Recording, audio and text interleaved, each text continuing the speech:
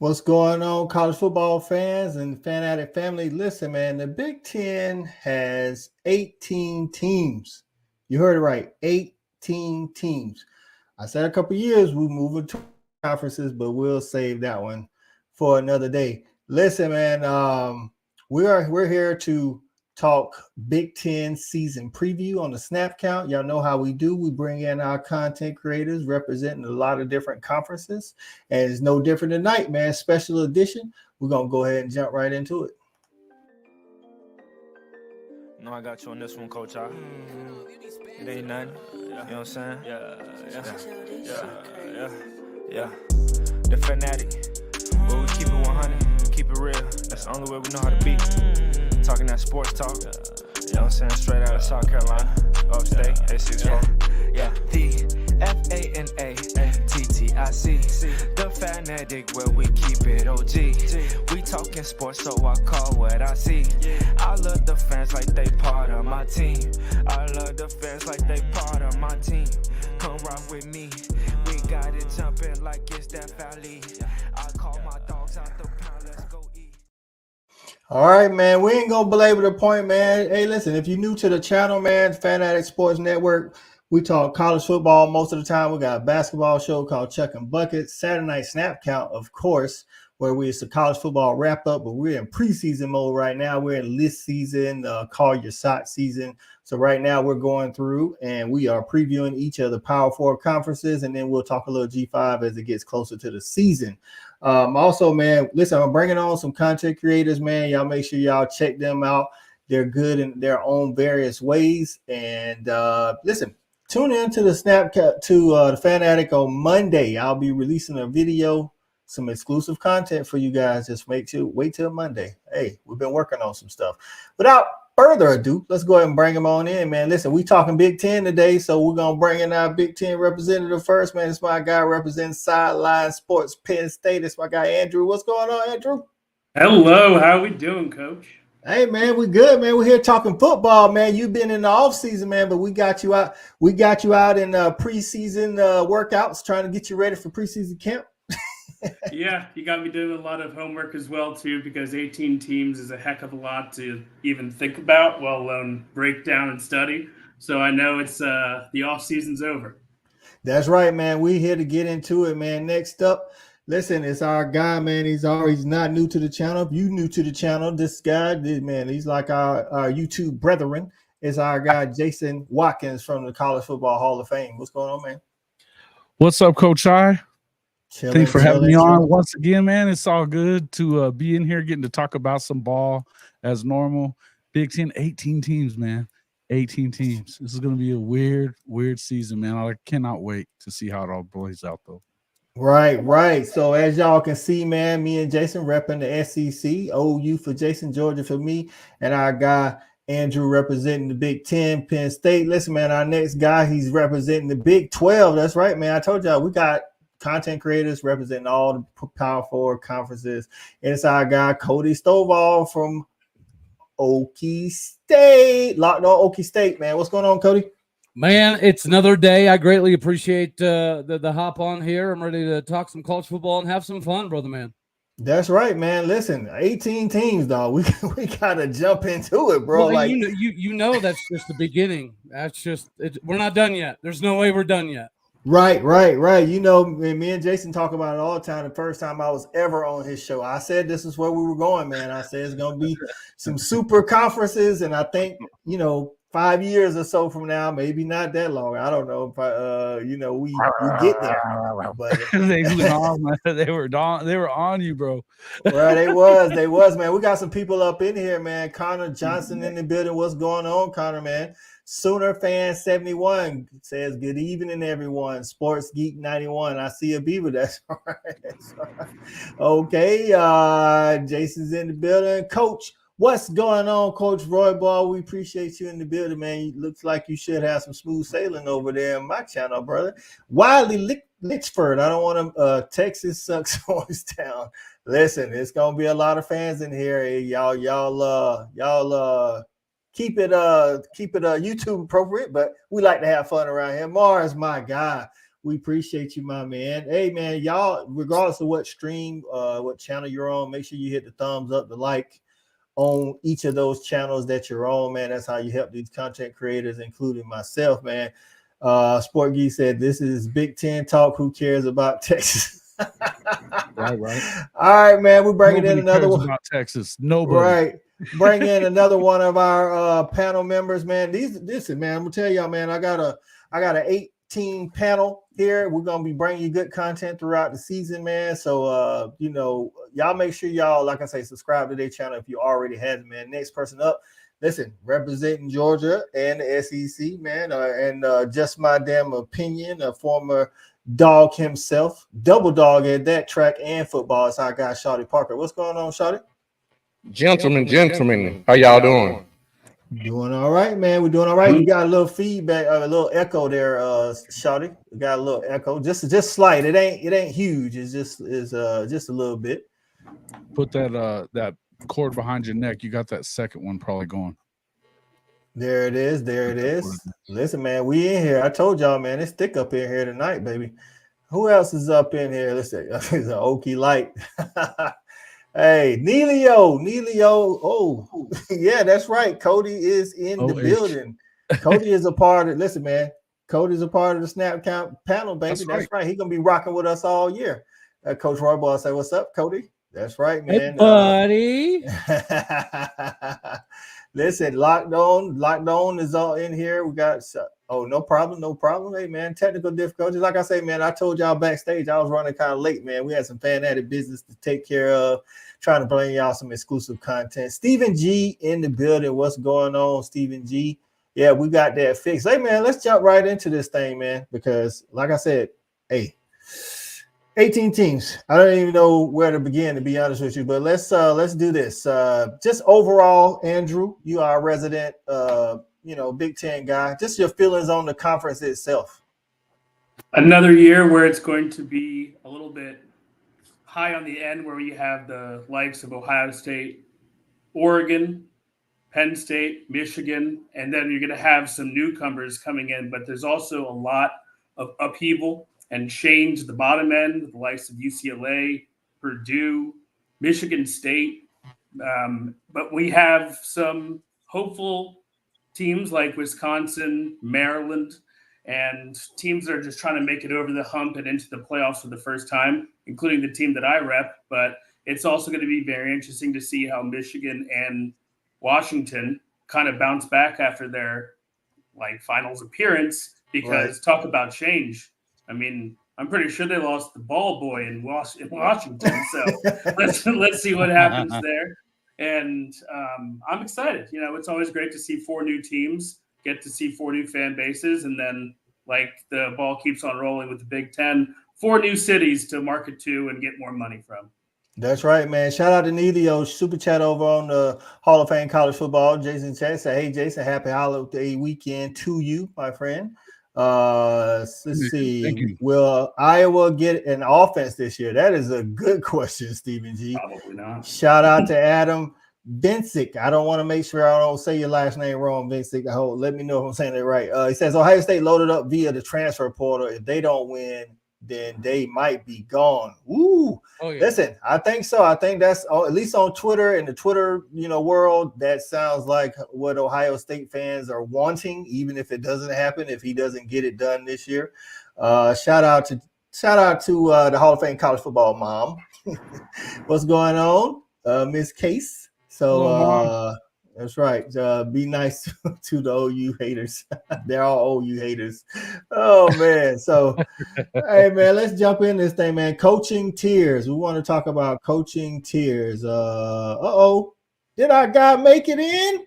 Oh, my goodness. Listen, straight from the airport. We got him. It's JJ Kitchens representing Pitt. What's going on, JJ? Yo, what's going on, fellas? The traveling never ends. I think I would like to just stop traveling for a while. Just put me just in one domain, and I'm just ready to call it quits right now, because the traveling's been a lot recently, all over the country, West Coast, down all the way down to Florida. Then this past weekend down in Charlotte, coming back. It's been a wild couple weeks here. You're not complaining, are you, JJ? Right. We're just glad you made it safe, my man. We're glad you made it safe, my man. Stink ass cat is in the building, says Boomer. All right, man. We're gonna talk some coaching tiers to start this off. Just listen, it's 18 coaches. We don't technically have to say anything about every single coach, but I'm gonna put up the Sports Illustrated rankings that they had for the coaches. This is how Sports Illustrated ranked the Big Ten coaches, and this just came out July the 1st. So this is like a recent ranking right here. So you got Ryan Day, Dan Lanning, Lincoln Riley, Kurt Ferentz, James Franklin, Luke Fickell is their top 6 coaches. We'll talk about that. PJ Flex, Jerome Moore, Matt Rule, Jonathan Smith, Greg Schiano, Mike Locksley at Maryland, rounding out the 12, and then the last 6, Jed Fish, first year at Washington, Brett Bielema. I'm surprised they got Brett Bielema so low, but we'll talk about that too. David Braun, Northwestern, Kirk Cincinnati at Indiana, Ryan Walters at Purdue, and Deshaun Foster at UCLA. Shawty, you in the building, man. Take a shot at this list, dog. I mean, who's too high? I guess let's start there. Who's too high? I mean, Dan Lanning definitely too high. Big facts. Big facts. Lincoln Riley is too. I mean, Kurt Ferentz, he should be above all those guys. I think so. Yeah. So, I get Ryan Day, but he does. I mean, yeah, it's a bunch of changes. I would make Matt Rule. I think he should be higher on that list. Just looking at it. I don't know. Wow. Yeah, I don't know, man. So I don't like that one. That's Sports Illustrated. I don't know. Cody, take a stab at it, man. Who's too high? Hey, man, any list that doesn't have Greg Schiano number 1 ain't worth a velvet painting of 2 dolphins getting it on. Who's too high? Honestly, I don't think it's necessarily throwing shade, right? USC fans, or at least a decent portion of them, would agree right now that Lincoln Riley's pretty overrated for being a one-trick offensive pony that has completely disregarded defenses and doesn't really seem to still care much about it. So I would have to say Lincoln. Look at Cody trying to get back into my good graces. Hey, listen. Oh, actually, you know what? On that thought, Lincoln's better than Brent. All right. All right. So listen. So James Strice asked, "Who's Jonathan Smith?" Never heard of him. And shout out to Fisherman getting in. He is Oregon State's coach from last year.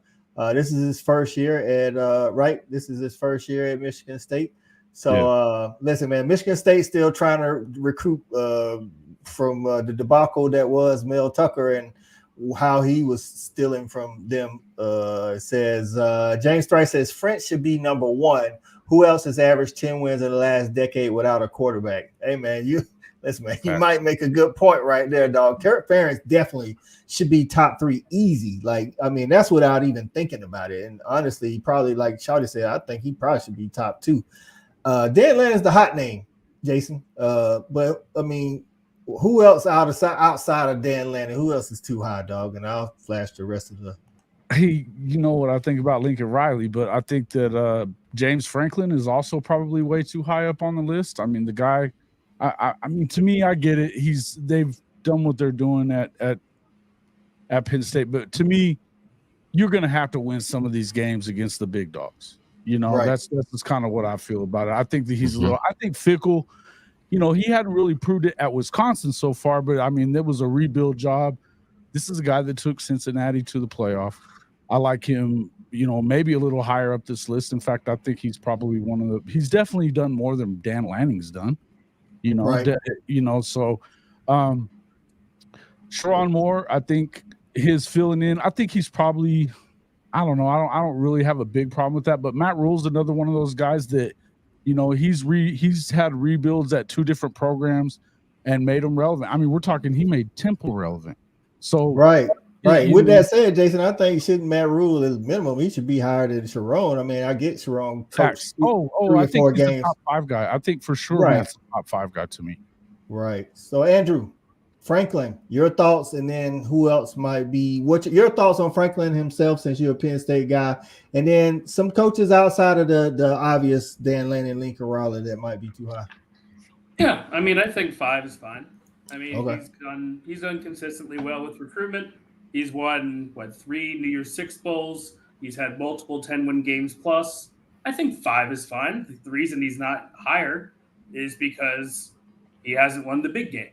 And this year we play USC, UCLA, we play Ohio State. I mean, we play Washington. We'll have to win 2-3 more of those games.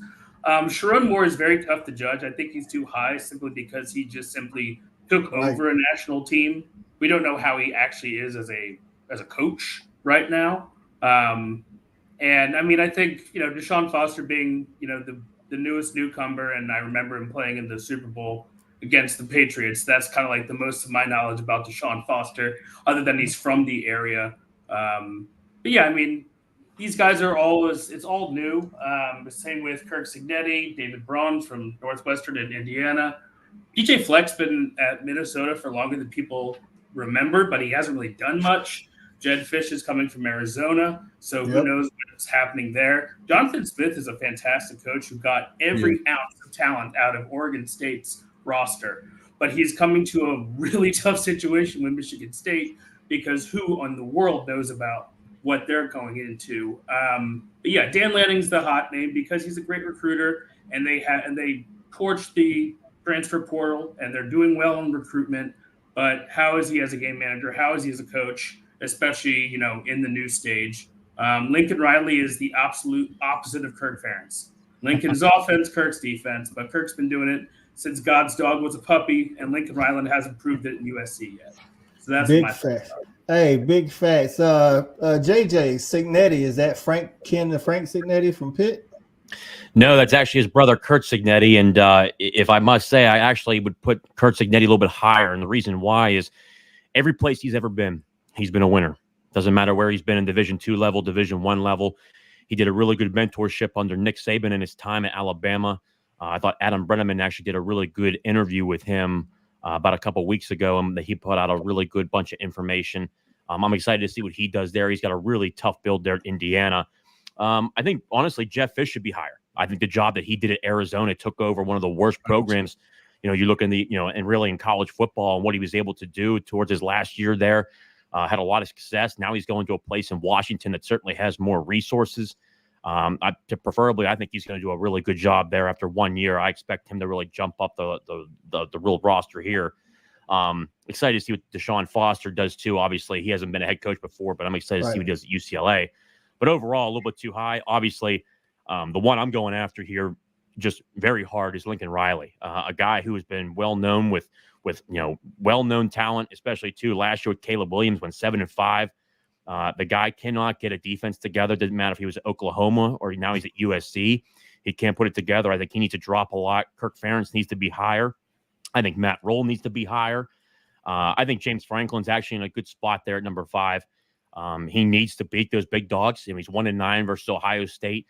He's 3-6 versus Michigan, even has a losing record against Michigan State. He's got to start winning against those bigger guys, or you really have to start asking questions there. But at the end of the day, he's winning 10, 11 games a year. I mean, he's winning the games that he needs to. He's only had a couple hiccup years early on, and during the COVID year, I think he's fine where he's at. But Kirk Ferentz, he might not be able to recruit offense, but we'll see what Tim Lester does, the new offensive coordinator from Western Michigan. Obviously, he's got Cade McNamara there. That'll be fun to watch. But the rest of that list, I think it's fine. Honestly, I think you dropped Dan Lanning a little bit more because you put Kirk Ferentz up there. Right. But with Dan Lanning only a couple years in, he had one really good year this past year. But overall, you look at the rest of that list, I think, Jonathan Smith, we'll see where he goes. Obviously, I like him a lot. Personally, I know a lot of people who are connected to Matt Rule. I think he should be higher.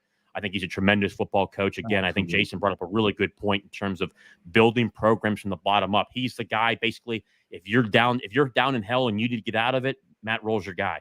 And he's got a really good fan base up there. Nebraska, it doesn't matter if they're 0-12 or 12-0, the fans are going to show up. I think they do a really good job up there. They certainly have the resources. So I think he should be higher. And then obviously Sharon Moore, I think just, we'll see what he is on a full season scale. But when you talk about a guy that steps into a position to be a head football coach, his first game up at Penn State and comes out victorious, I think he's going to do a really good job, and he's done a really good job so far on the recruiting trail this year. So I think he should be just a little bit higher. Yeah. So Sharon Moore, what I noticed when he was coaching last year and Harbaugh wasn't in the game, their offense, of course, didn't score as many points. When Harbaugh was back, they actually had a better scoring average. Shawty, nobody touched Ryan Day. He's at Ohio State with all the talent. He hasn't won the big one. He has been in the playoffs. Is Ryan Day the best coach in the Big Ten right now? I wouldn't say the best coach. Like I said, I would go with Kurt in my opinion, because he does more with less. But I can see the argument for Ryan Day just based off, wins and losses and, how far he has gone. So, I mean, I can see the argument. But when you're just talking about coaching and getting the best out of what you currently have on the roster, I'm definitely going with Kurt. So, as a player, when you was coming up, if Iowa was trying to recruit you, would you have looked at Iowa? No. And I think that's one of the biggest reasons why he can't get those types of recruits. So you're right. I think he's done it for what, 20 years now, Jason? Longer. I think he's been there for longer. Yeah, he's been there. I mean, what was it? I think he leave the freaking Browns with Belichick whenever he took that job. I mean, he's been there for a long time. But right. I think that really you do have to look at it in terms of, man, this guy. Yeah, you'd like to see him, get up with the times a little bit as far as it goes with the offense and stuff. And he did get rid of his son as offensive coordinator. We'll see kind of what they do with it this year. But yeah, man, this guy's been coaching there for a long time. He just wins 10 games a year, man. He just wins 10 games a year. So I mean, I don't really know what you can say as far as, I mean, do you expect him to win the Natty? No, but he's in position to be in the playoffs all the time. And the way that they're going to play football, I think that they would, if they can get into the playoff, which I don't see why they wouldn't if they're going to win 10 games every year, that, they're going to get into the playoff. And, this is the kind of football team that could be a pain in your ass, especially in the trenches and the way that they do things, right, once they get there. Coach gets in about Ryan Day gonna bring in Lou Holtz as his defensive coordinator. Something about him was right. Can I add to that? I don't think that Ryan Day is the number one coach in this league either. I don't. I think that he's probably the third best. Maybe I like Luke Fickell better. Well, Luke Fickell, I want to see what him and Matt Rule do this second year in the Big Ten. Cody, Brett Bielema, man, like, is he at the right spot or he just ain't getting no love because he at Illinois? Well, I think he's being undervalued simply because of what he's been able to do at Illinois. But yeah, the overarching theme is always going to be that he's at Illinois, right? So he's not going to be able to bring in consistent enough talent or retain enough talent consistently to be ultra competitive in the league. And I think that's a reflection of this. And I agree with JJ on Jedd Fisch. I think he's painfully low on this list. Obviously, we don't know what he's going to do at Washington. But when it comes to X's and O's and putting players in the right positions to have the most amounts of success, Jedd Fisch seems to have done that. And I do feel like he was a loss for the Big 12, even though Arizona was able to retain a bunch of their talent. I like that, too. I think it's going to be interesting. Like I say, Washington did lose a lot, but I like what he did at Arizona last year. Arizona was one of those teams, they didn't get the national praise, but they beat a lot of good teams. I don't know much, if anything, about Ryan. They went from 1 win to 5 wins to 10. Right. Big facts. And they was doing it in good fashion too. So and then so they definitely left the cupboard what I would consider full for Arizona for the next the coach that's there now. Ryan Walters at Purdue. I don't know much about that guy. I don't know if he's in a great position with Purdue. They don't have what was the receiver they had that was really good. But I don't know if they got anything at Purdue. That might not be a great situation. They just had their highest ranked recruitment team ever at 28 last year. 28. Okay. 28 is their highest. So yeah. Right. I mean, but that for this Purdue, so that's actually high for Purdue, right? Yeah. Yep. He's also done a really good job of I do give him credit, recruiting defensive backs as well. I think he's done a really good job at that as well. So I mean, yeah, he should get a little bit of praise. We'll see what he does going forward. But yeah, he does recruit defense very well, especially in his previous recruiting class. So he does. We'll see what he does here in the future. So Andrew, somebody made a comment earlier about the Ryan Day not winning it. What do you think he needs to do to retain his job? Because I mean, again, we can only go by what we hear their fan base say on social media or whatever. But that's the sentiment I got. I think this is a year. We talked about Mario Cristobal being under pressure. Some of us in the first ACC preview, but I think Ryan Day might be under more pressure than him.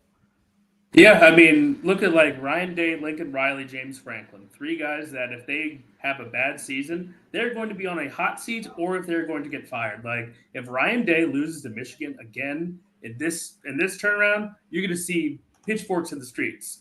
But the one thing that Ohio State has a huge difference with is just talent. They have talent coming in their eyeballs this year. So if they win this year against Michigan, and they go to the playoff, like they probably will, if not maybe the final, and all things will be well. Ryan Day is a great coach. He has a great record. He just, he's had all this talent for so long. And I think the reason that there's so much kind of turmoil around him is that if you've had these top 3 to 5 classes every single year for a decade, plus going behind him to Urban Meyer, why haven't you won the big one?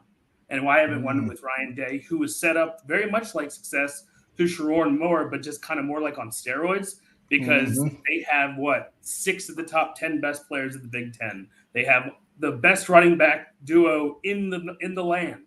So now there's so little excuses left. I think that's what's probably doing that. And back-to-back years, losing to Michigan and Michigan winning the national championship, they're basically pointing like that should have been us. So that's probably why.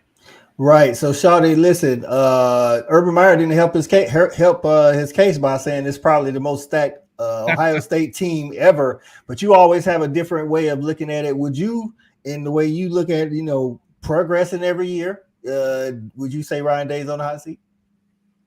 Definitely depending on how the year finishes out. But I think it's a testament to him having to win this year because of how he pushed all the chips in with the way they've recruited. So, like you guys say, he definitely has to beat Michigan. And I'm going to say he has to make the semifinals. If he doesn't make the semifinals and lose to Michigan, he's probably out of there. Semifinals and beat Michigan. Okay.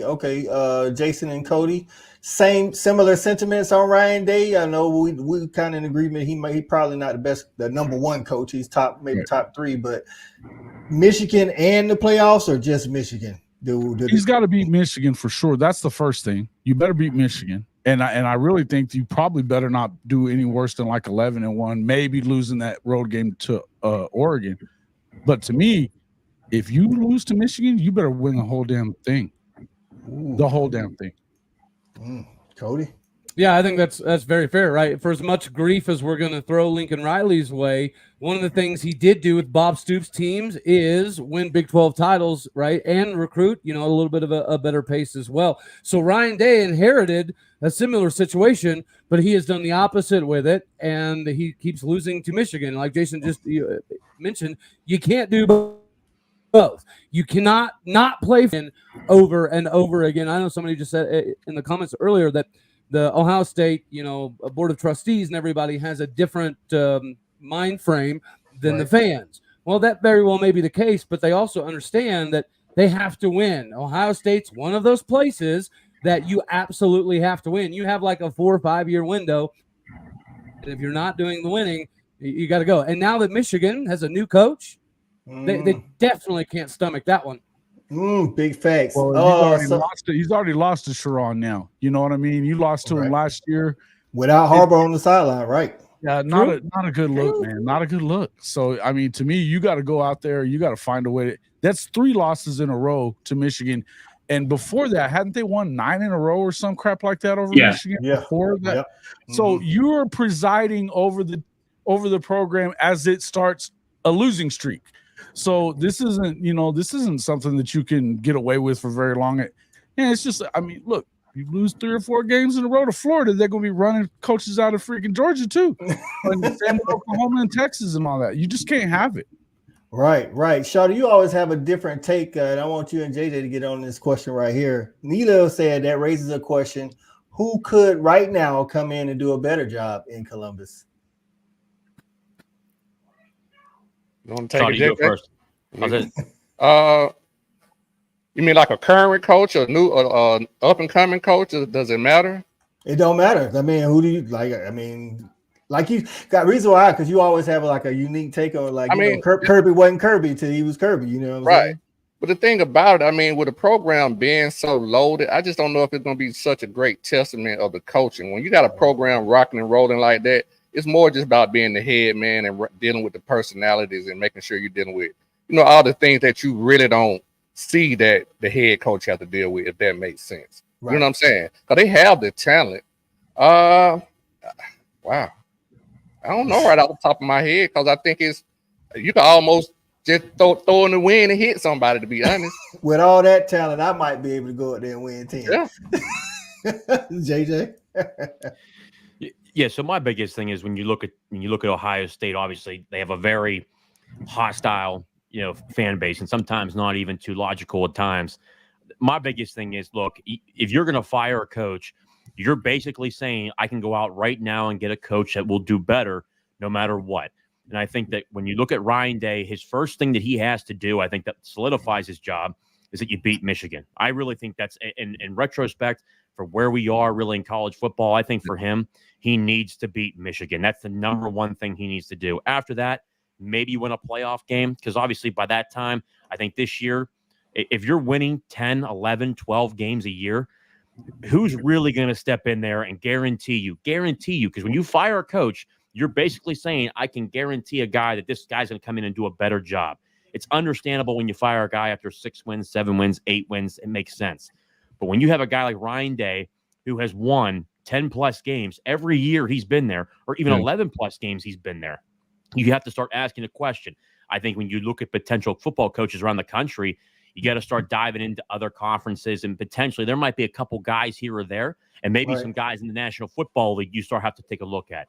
Because when you're at a high-level job like that, there's only so many guys that can come in there and say, hey, take this job. Obviously, I think they're going to be really good this year because Chip Kelly is a much better offensive coordinator than he is a head football coach. I think he's established that over time, that he's just a better offensive coordinator. He doesn't want to deal with everything behind the scenes. As long as he gets to be the tactician on the sidelines that he's able to be, a guy like Will Howard, he's going to have this year put up more points, because you look at the previous years with Ohio State, the offense really hasn't been the same. So for me, as long as he beats Michigan, he's going to be safe. And I think I do agree with the Board of Trust, the comment about the Board of Trustees.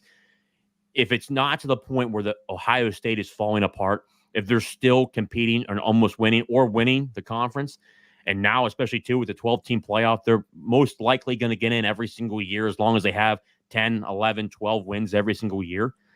I just don't see you make that change. I think that's kind of almost like where look at Penn State. He's won 10+ games, 11+ games every year. Who are you going to bring in to top that? God forbid you fire the guy, then you do worse. So my biggest thing, Ryan Day, if you beat Michigan, you're about as safe as you get. Just to be honest, I think it's just kind of where you are, because that rivalry is so heated. I think it gives him it really gives him that ledge to where, hey, he didn't win the national title, but guess what? We beat Michigan. We have those bragging rights. I think it's kind of where he's at.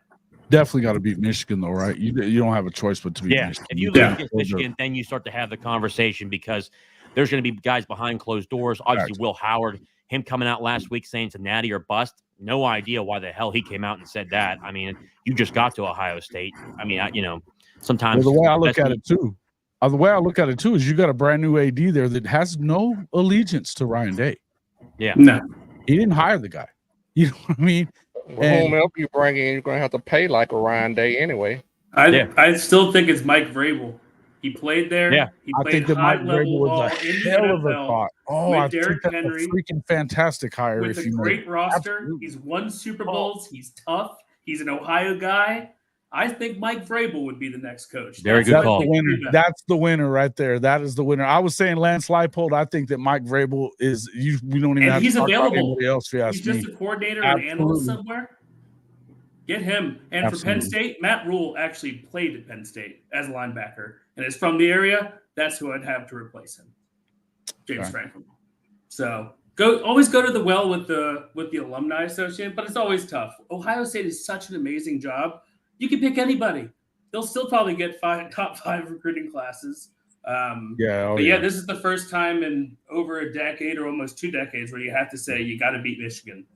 Because for the longest time they've been beating Michigan. But it has to be top 5 high press. And it truly goes to show overall, though, just how hard it is to win a national championship and how hard it is to find those coaches in between. Hey man, just storming in our area, your boy having some challenges, so I had to restart the computer, bro. I'm like, good Lord. I appreciate y'all for carrying on. All right, let's see here. We said that you were going to be the coach, by the way. You're going to be Yeah. They're going to hire you, Coach I. They're going to hire me too, man. I don't want that pressure, all that. Listen, if I you got your staff already right here. What pressure is that for you, bro? $10 million a year. All you got to do is make it 3 years, bro. 3 years. As my OC, I guess I put Jason gonna be my D-line coach. You gotta get, about the Trent. You gotta get him good. In the Come and get him. Right? Oh yeah, man. Oh yeah, it's on. I would really have a hard time, being around the Buckeyes all the time. But it is. I would do it for the money. I'll do it for the money because you're gonna pay me, Coach. Oh yeah, listen. If you want some top coaches, you better pay them. Yeah. Listen, I think we can go in and do at least 10-2, right? We could beat Michigan. You know what I'm saying? We know Sharon, right? Sharon Moore is only going to run the ball, right? Hey, we're going to do something. We're going to make it work. Man. All right, man. Let's talk about some of these top players in the conference. Andrew, I know you did some good research on there. We're going to talk about quarterbacks and all of that, but who are some of the top players on your team particularly that you're looking forward to this year? Well, the best player on our team is Abdul Carter. He's linebacker, defensive end. He's a top 10 caliber player. He can put his hand in the dirt. He could also come back to cover. He wears number 11. I mean, he's our force. He's our heart and soul of our defense. On the back end, we have two seniors. We have KJ Winston and Jason and Reed, who are safeties. We've lost both cornerbacks, but we're trying to replace them. Overall, when Dylan Gabriel committed to Oregon, you're thinking like that was the last thing they needed because they had to replace Nix. They have that. Ohio State has like 14 people you can probably name, but they still have JTT. They still have Tyleek Williams, and they have the running backs of Quinshon Judkins, and they have TreVeyon Henderson. So they're going to be just fine, along with Denzel Burke in the back. But I'm just excited to see how Penn State takes that next step, how Nebraska can take that next step, how Luke Fickell is going to find the right person to run that Wisconsin offense, and hopefully they don't get year after year. They've had these gruesome injuries that's just completely deflated their season. Now with Tyler Van Dyke up there. So I think there's a lot of impact players that we can go. And I think, funny enough, Michigan lost a ton of talent, but they still probably had the best tight end in the league with Colston Loveland. So they're going to rely on the running game with Donovan Edwards back there, and they're going to rely on that short in between the laces. So there's going to be stacked teams all over the place, but I'm interested to see what the four new teams coming in can bring, and like a new kind of flair, and see how some of the other teams can play in the snow, because it'll be their first time playing in the snow for a long time. Big facts, man. Shout out to Let's Toast Media is in here. It's good. Go Blue back to back. Let's Toast. How you feeling about Sharon Moore? Obviously good. You saying back to back. I don't know if that's just some blue Kool-Aid you're drinking on, or if that's how you feel for real. We got some other people that joined the show. Trojan Fight was in here somewhere. Shout out to Trojan Fight. Hog Guy Hog Wild Podcast. SEC Mo representing Arkansas, and of course, let's toast Sooner Cherry Bear. Is that who's that? That's on you. Is this your mom? Yeah, it's no. No. Oh, okay. Mom? I was about to say she got two accounts. I was like, the burner account. That's the artist formerly known as Sooner Lemon. So got you. Yeah. Fight on Natties is in the building. It says, cut it out with the cold weather narrative. Will humans, everybody gets cold. That's true, but playing in it is something different. I don't know, especially when you from out west, man. Like the cold, like I can tell you right now, it gets cold in South Carolina, but it ain't like Michigan cold. I can tell you that right now. It gets cold in Washington. It ain't like Michigan cold either. Yeah, and it ain't like Pennsylvania. I can tell you that. Yeah. What it boils down to is having a choice. If you don't have to, why do it? Right. Cody, who you looking at in this conference, man? Maybe some top players, possibly all conference, maybe even some All-Americans. Well, I think Will Howard, for me, not simply because he was at Kansas State, right? I think from a physiological perspective, his size and his athletic capabilities do give him a little bit of a different weapon. Everyone's talked about Chip Kelly, right? You have those two guys behind you, and Quinton Judkins, which I can't even believe he left Ole Miss, honestly. And then Travion Henderson. That's going to spell a lot of relief for Will Howard. So I would expect Will Howard to have a significantly bigger seasons than he ever even did at Kansas State. He's going to have all the talent around him. So we'll see if he can make good on that. Fisherman says that, looking at USC's schedule, they don't even have to travel to the Midwest till after October. Wow. It's even worse. Right. Like my nephew played at Louisville, and in October in Louisville, which is lower, they caught a break on their schedule for sure. They caught a break on their schedule for sure. Well, they caught a break on their schedule team wise, but weather wise, they didn't. Like you go into the Midwest in it's even worse after October. Yeah, that's snow time. So JJ, what you looking at, man? Will Howard, is that is somebody you're looking forward to? I'm looking forward to seeing how Quinton Judkins and Travion Henderson can be used in the same backfield. So, yeah, so there's actually a bunch of names I have on here, but overall, just to give like a different variety of guys that one like All-American wise, but some guys I actually want to watch. First off, at Oregon, Dylan Gabriel, obviously going from Oklahoma to Oregon. What's that look like? I think he's a great quarterback. He's a great player overall. I think he does an incredible job with great work ethic. I'm really excited to watch him. But also, too, Noah Winnington, running back at Oregon. I want to see how he does this year. Obviously, we already talked about Will Howard and Travion Henderson. Obviously, two great players. Obviously, Donovan Edwards is coming back to Michigan, an absolute stud. I love the way he runs aggressively. I think, really, when you look at him at Michigan, the job he was able to do on a consistent basis. Tyler Van Dyke going from Miami to Wisconsin. Yeah. Obviously, Wisconsin, Luke Fickell has done a really good job of really changing the tide at Wisconsin. Obviously, when Paul Chryst was there for numerous years, it was really just run heavy, obviously, with taking North Carolina's offensive coordinator from there. I thought he did a tremendous job at North Carolina. Now he went to Wisconsin. They're really changing the identity there.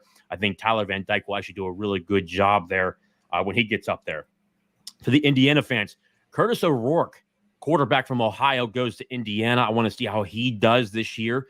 He did a tremendous job at Ohio. Does he able to really jump up to the Big Ten level? Obviously, the different amount of teams you're going to go through. I'm really excited to see what he does. Obviously, Tino Sinceri, former Pitt quarterback. He's now the co-offensive coordinator up there. Obviously, they got a good coaching staff up there as well. Excited to see what he does. Giles Jackson, wide receiver at Washington, a guy that I really want to watch to see how he does going forward. Really good player.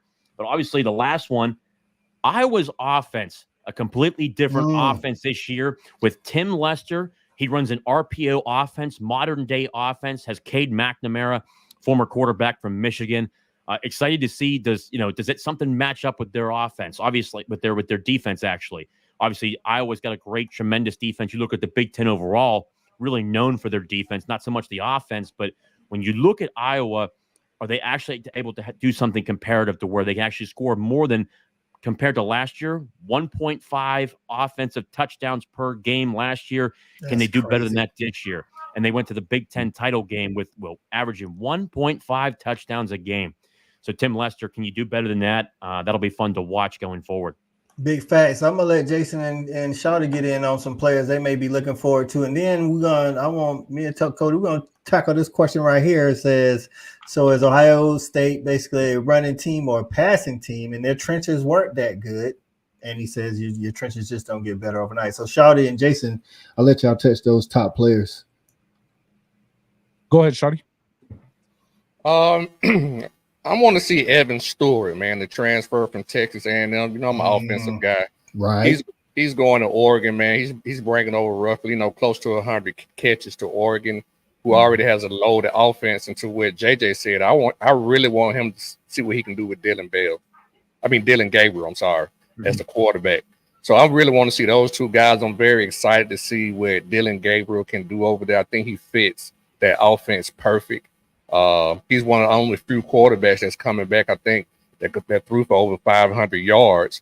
And I don't know if y'all know, Oregon is also one of the only teams that I've seen in many publications that are ranked in the top 10 offensively and defensively. So I'm excited about those two players. Sound like you taking some excuses away from Dan Lanning too, because it sounds like he should be real ready to hit the Big Ten. Well, I mean, I kind of agree. It's coaching though. It just has not. When you just talking about coaching, he just doesn't have the the resume yet. Right. We still need to see more. Right, Jason. What about those Well, players? if you look at that defensive side of the ball there, I mean, the guys that you've got coming in that aren't seniors or haven't already been there, redshirt junior transfers. You've got Derek Harmon, Jemery Caldwell. I mean, you got a bunch of senior leadership here. Brandon Johnson, Jabbar Muhammad, Kobe Savage.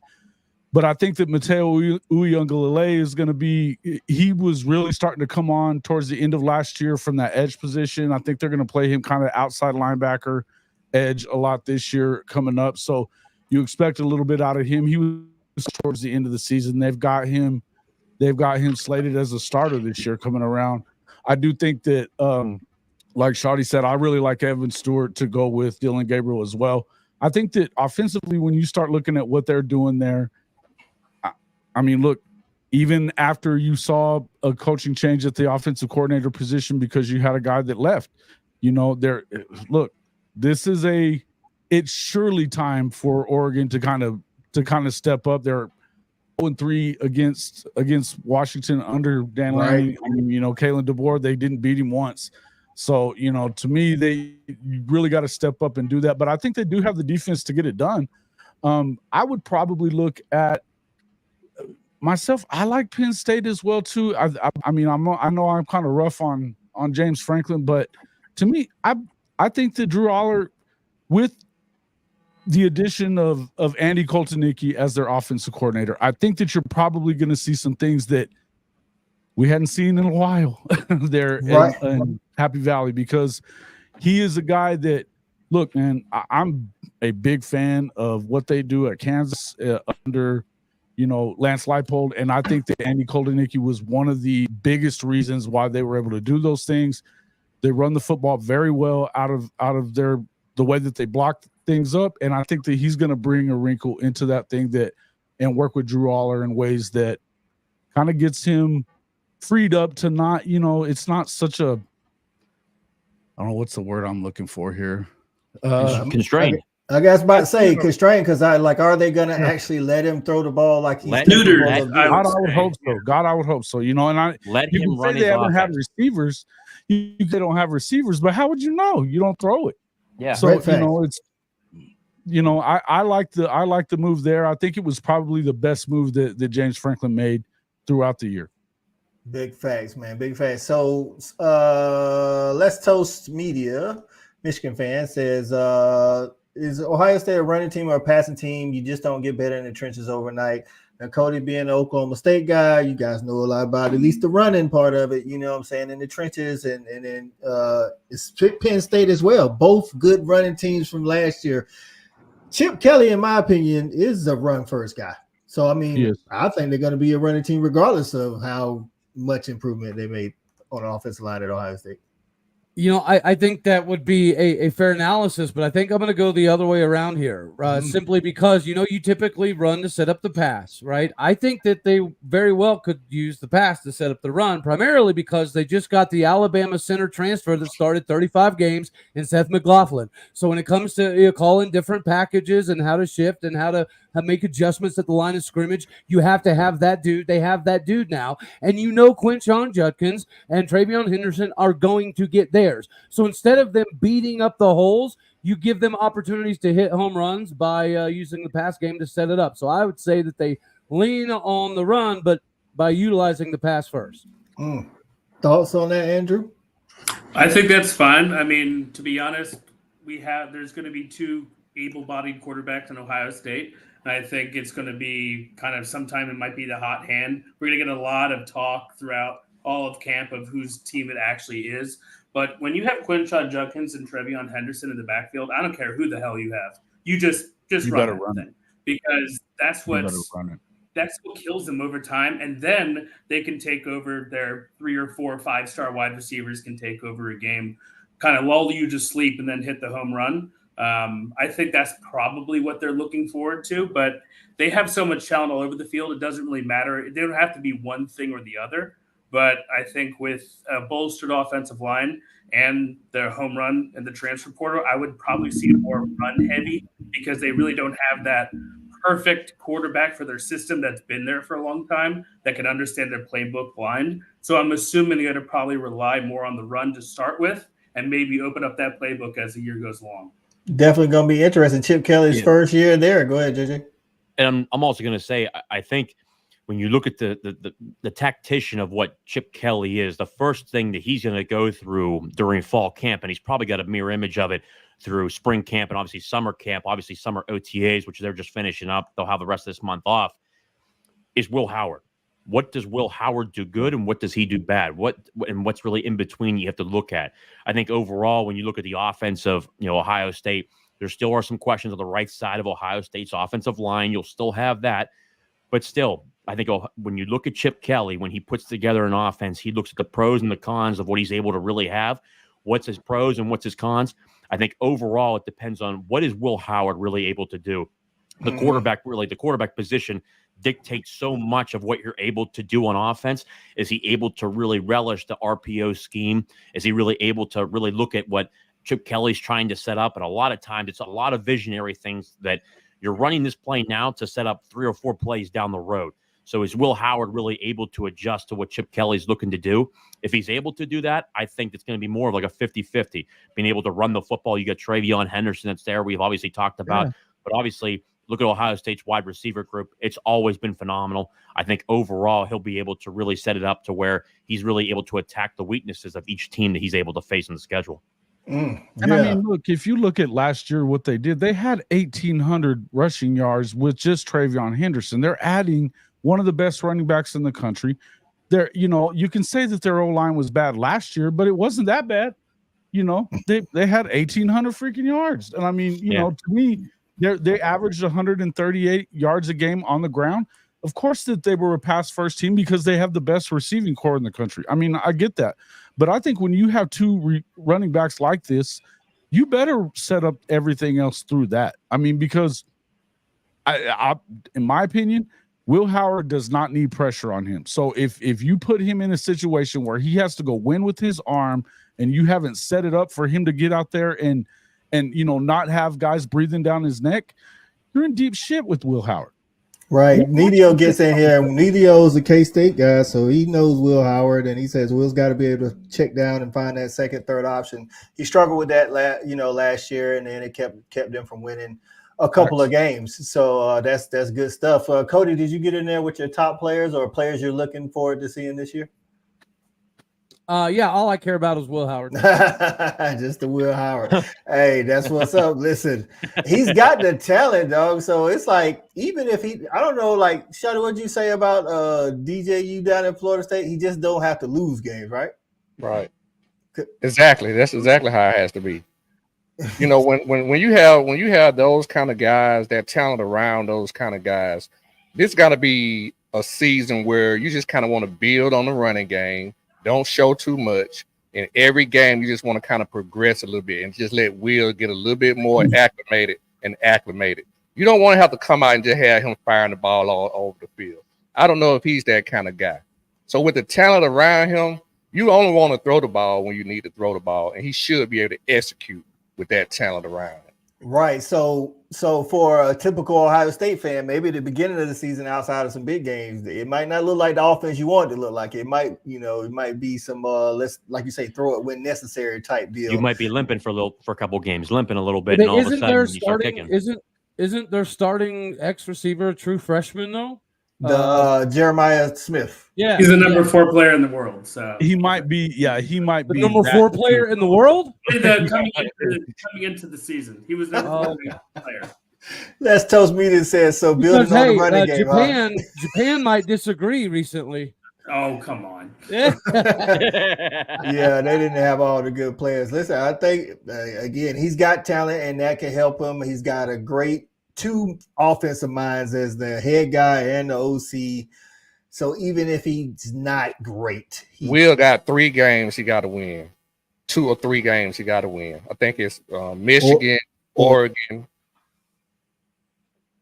In Washington, he's got And Washington the on there. I think, as quarterfinal well, game right? going into the semis. Right. I mean, after that, like honestly, the rest of the talent could take care of of that. I mean, I want to know myself what happened to and maybe he hit the transfer portal. I just didn't know what happened to Devin Brown. Is he not He's still there. Yeah. I thought like So what I heard was Devin Brown should have won the game. People like a lot of Ohio State fans, out on social media was all on Kyle McCord saying that Devin Brown was better. I'm thinking like if he was that good, how did Will just come in and take his cookies like that? I mean, what's going on up there? But I mean, he didn't beat out Kyle McCord last year, but Kyle McCord is now the Syracuse quarterback. right. So it's now between him and a transfer quarterback. Devin Brown is still there. So Right. Okay.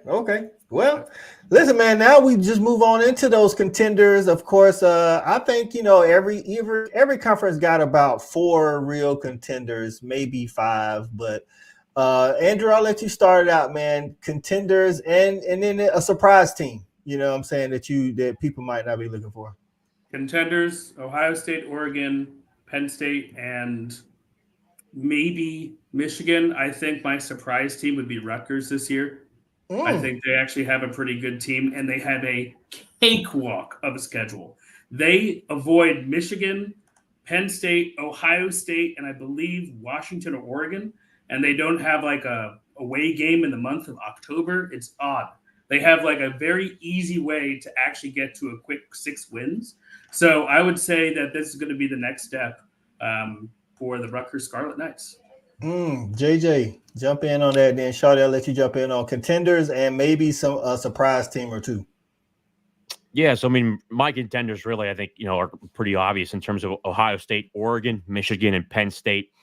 Again, I think the hire for Penn State, Andy was a great hire. I just want to see overall if he's allowed to run his offense. That's the biggest thing. But Penn State's defense is always up there. Always love, again, Abdul Carter. I was so upset to see Zachariah Fisher out of Aliquippa here in Pittsburgh get hurt. Hopefully he gets back healthy. But overall, Penn State's defense is always up there. Michigan will always have a great defense. Oregon, I think, is tough. I think they'll be able to really bounce back in terms of coming to the Big Ten, be competitive. Of course, Ohio State, I think, just has the best roster. When it comes to teams actually to watch for, 2 teams overall that I'm looking at that I think they could really sneak up on people. Number 1, Washington. Never look out for a guy like Jed Fish, a guy he's brought Belichick on board. There's a lot of good guys, especially tacticians, that he's brought on board there. The cupboard was not bare. He brought in some guys, especially through the transfer portal. He's got Will Rogers at quarterback. I think he's going to be able to do a lot there. And obviously, number 2, with Phil Longo there as offensive coordinator and Tyler Van Dyke going up there, Luke Fickell in Wisconsin. I think you got to really watch those guys up there. I think he's going into year 2. Luke Fickell is a guy that has adapted himself to saying, from where his time was when he first started at Ohio State. He talked recently about the mistakes he made there and when he went to Cincinnati and now to Wisconsin. I think he's a tremendous football coach. I'm excited to watch him this year. And then one other team that potentially maybe probably a couple years off, Matt Rule in Nebraska. I think overall he continues to develop and really recruit really well there. Another team to watch there. Listen, I like all of that too, JJ. I'm kind of in agreement with that. I'm interested to see what Jed Fish just definitely does with Washington. And coming off of, like, now they've, I think Shawty always says, like, once you get to the point, you want it more and more and more, and then you want to take it even further. Like, they're making the playoffs last year, things of that nature. Les Toast Media says Nebraska, and he likes the Rutgers pick. Listen, I think Nebraska could sneak up on some people. I think Matt Rule is a good coach. I think he's building, at least trying to build the trenches like you need to be an elite team or at least a competitor. Les Toast Me, I do have a question for you. I think at Michigan, of course, I think we all think and know that, championships are the standard and what you're shooting for every year. With losing, your safety, Rod, what was his name? Rod Moore, if I'm not mistaken, and then Keon Saab to the transfer portal. How are you feeling? What's the least amount of games Sharon Moore can win in his first year without you guys like turning over tables and stuff like that? Shawty, contenders and maybe a team to watch. I mean, everybody don't pretty much hit on the contenders. I mean, you're talking about Michigan, Penn State, Oregon, and Ohio State. One thing I will say this right here, people talk about the SEC and we're talking about defenses, but right now, you're looking at the Big Ten. I think they may have 4 of the top 10 defenses in the country, right? Mm-hmm. So with that being said, my sleeper team is gonna be Iowa because they're one of those top 10 defenses. They may have a shot at winning that conference just based off the defense that they can play, and God forbid if they can find a little offense. Right, and if somebody got the schedule in front of them or can look it up, does Ohio State have to play Iowa? Because if not, that might be the call of the year, Shawty. Iowa goes to Ohio State October 5th. Oof, there you go. That's gonna be a tough one right there. Sooner Cowboy says Michigan will lose 3+ games this season. They're gonna capitalize each other. All 3 of those teams, I think, have to play each other: Michigan, Ohio State, and Oregon. Right. Les Toast says undefeated, nothing less. That's a tough ask for a first-year coach. I don't care who you are. That's a lot. That's a lot. crazy. That's tough, man. I don't know if I'll put that on the guy like that, dog. That's tough right there, bro. Sleeper, he says sleeper Michigan State with Jonathan Smith. Okay. All right. They lost way too much. They lost, especially the quarterback position. He's got a lot to do in terms of a rebuild up there. I think overall Michigan State's got a lot of resources up there, but they need some time to rebuild that up there. Right. Maybe in 2 years, that could be a pretender. Michigan State's schedule doesn't do him any benefits this year, if I recall correctly. Right. Cody, what about any surprise teams? I think we all kind of think, Oregon, Ohio State, Michigan are all in. Penn State are all in that top 4. Yeah. But what about a team that nobody's thinking about? Well, I don't necessarily know that nobody's thinking about them, but Oregon for me has definitely got to be top of my contender list. As far as the team that I think will have the dark horse best shot at winning it is going to be Iowa, not only because of the offensive coordinator that they've kind of been able to bring in, but scheduling does in fact matter. They do have to get past Ohio State and things of that nature, but they miss Oregon, they miss Michigan, they miss Penn State. They play Wisconsin at home. They play Maryland at home, and then they don't have to play USC. They do get to go play UCLA. So their trip out west is a very manageable one. And if this is the year that Kirk Ferentz does have this offensive coordinator capability with this new system, we all know that the defense is going to hold their Hawkeye gold behind them.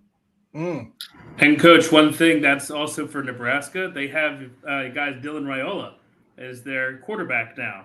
And right. You got that from Georgia. I think that's another stepping stone for Matt Rule to make Nebraska also a 6, 7, 8 win team. Big facts.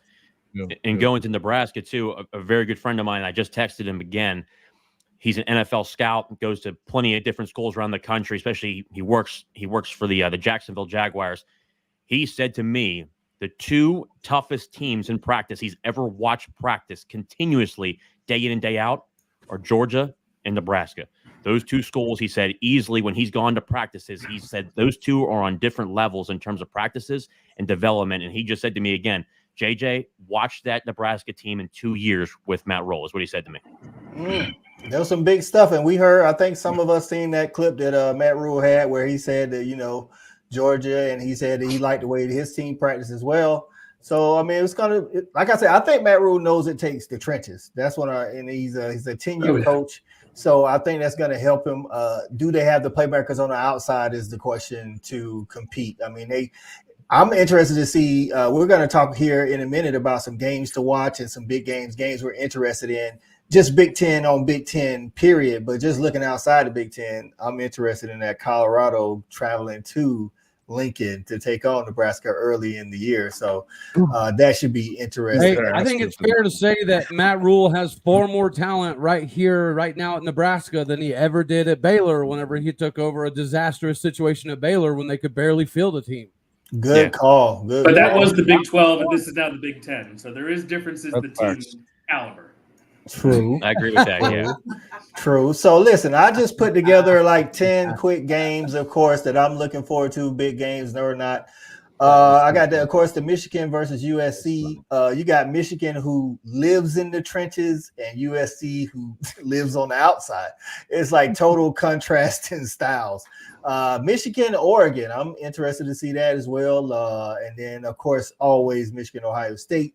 Ohio State traveling to Oregon. I don't know how many years back we watched Oregon go into Columbus and beat Ohio State without their best defensive player at the time. And then Iowa versus Washington. Jed Fish in Iowa, that's like two contrasting styles. And then you see on the other side, Ohio State at Penn State. Can Penn State get a win? Can Penn State get a win over Ohio State?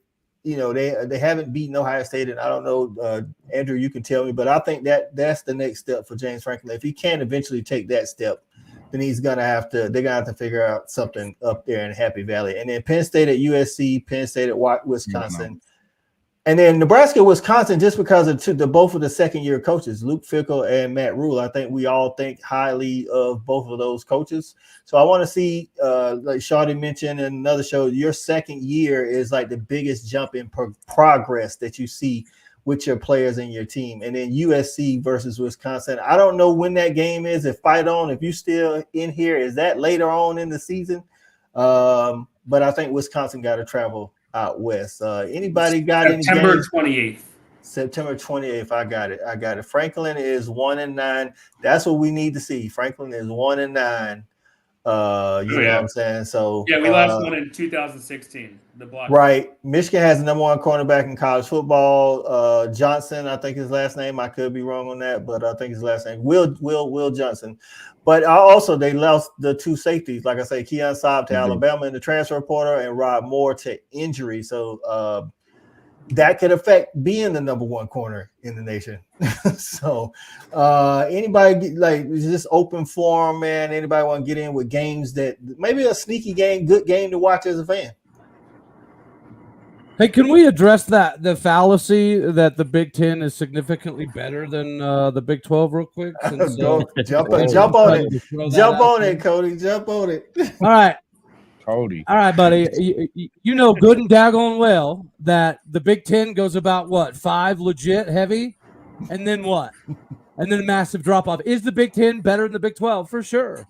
But don't act like that the scheduling is more difficult, because if there's the one thing that's more difficult about the Big 12 and the Big 10, and it's not even close, is the fact that you have to prepare every single week. There's no guaranteed wins.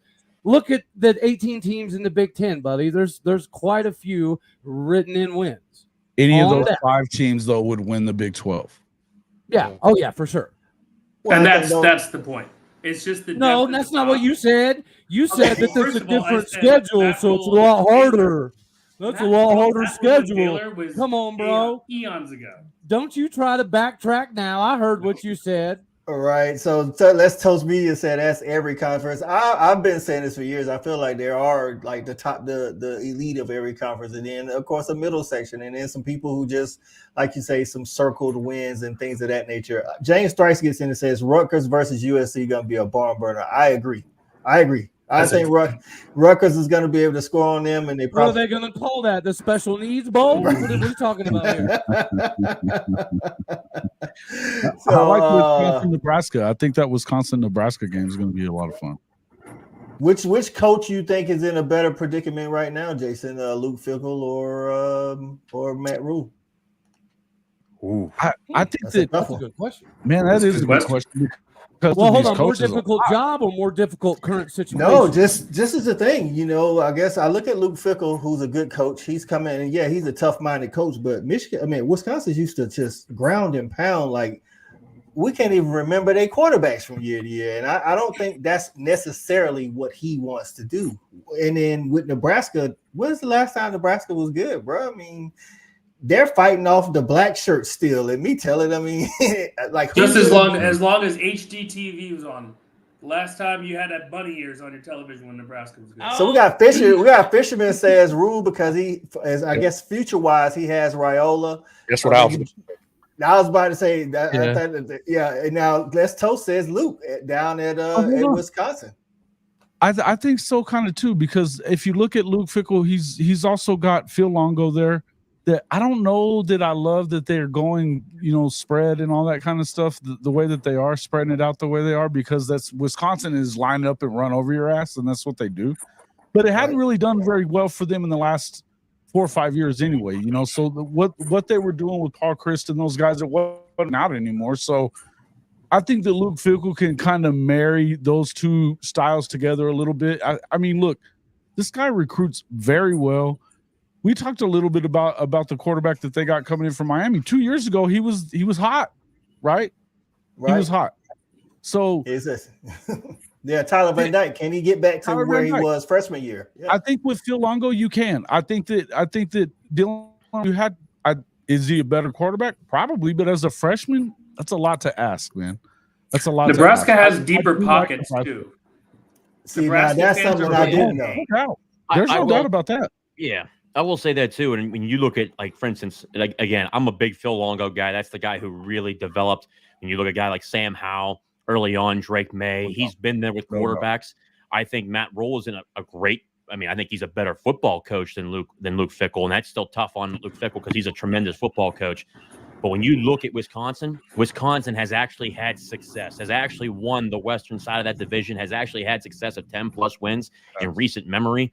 I think Nebraska, he's got such a high tide up there. I think in a couple years he will have it back. He'll probably be the first coach with Nebraska in the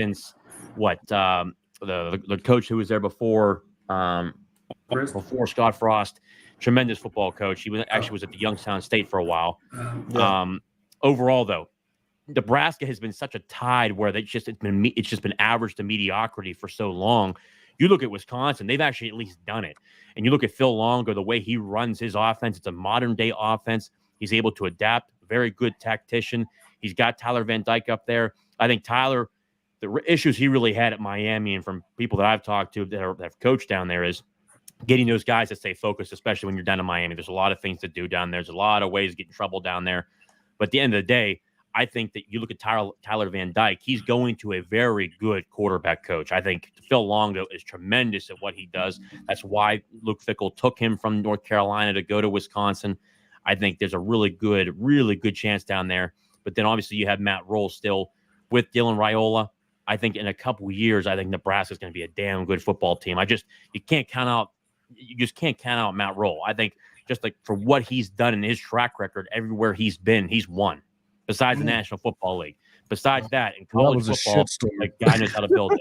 Well, we've seen that, but we've seen that story before. It's not like Nick Saban was great in the Urban Meyer, a phenomenal time in Jacksonville.